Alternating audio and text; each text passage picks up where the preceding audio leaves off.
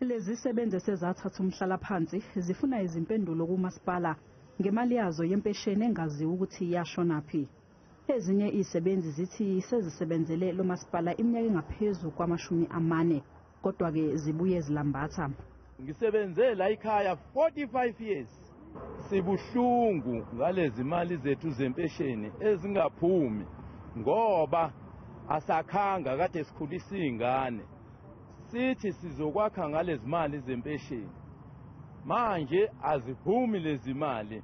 Sekufaye zonke manje sihlupheka sidlile kube manje nengane zilambile ziyahlupheka emakhaya sonke siyahlupheka imali ayikho ngathi kodwa kube nini silindele le mali lena. Sebenzeka masipala iminyaka u-29 ngirenta lemisi lekwaQuest staff housing namhlanje akunalutho ngokungena abahulumeni wakithi omnyama. Umphathi womasipala Umsunduzi uthi okwamanje ayikho into ongayenza kodwa usaphenya.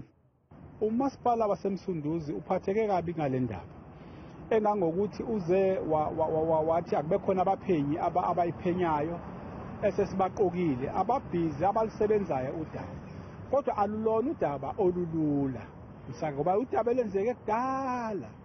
I-DA ithi izolisa kumvikelo womphakathi lolu daba. I've now written to the public protector and I've given the public protector all the information that she requires to investigate this matter. Lesi sikhwama sempesheni kubikwa ukuthi sasinemali engaphezulu kwegidi ezingama-33 kodwa ke yonke enyamalele ngonyaka owedlule.